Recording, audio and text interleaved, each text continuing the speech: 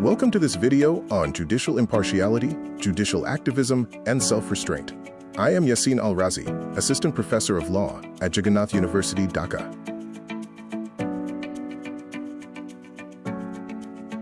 Judicial impartiality is the keystone of the judicial process.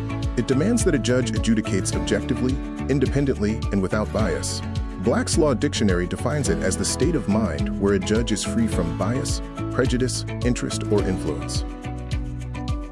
Judicial impartiality has two dimensions: subjective impartiality, which concerns the judge's actual state of mind, and objective impartiality, which is about the perception of bias by a reasonable observer.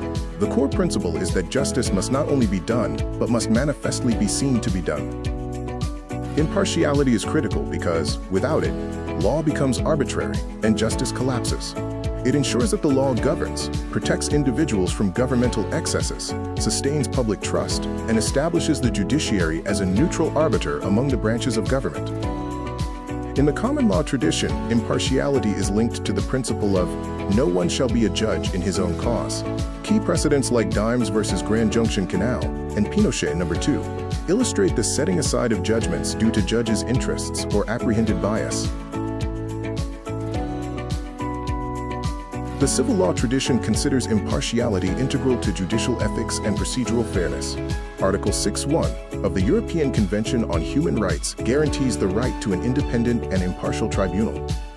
Challenges to impartiality include political patronage in appointments, pressure from media and social commentary, structural bias due to institutional relationships, financial interests, and the subtle, persistent threat of unconscious or implicit biases. Judicial activism is the creative and dynamic interpretation of law by judges to advance justice, protect rights, and address governmental inaction. It involves the judiciary acting as a social engineer.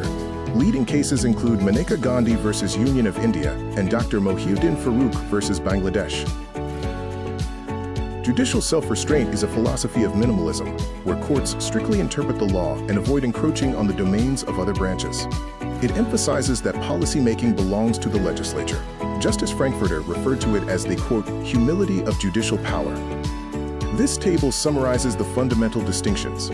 Activism adopts a broad approach, often intervening in policy and blurring the separation of powers.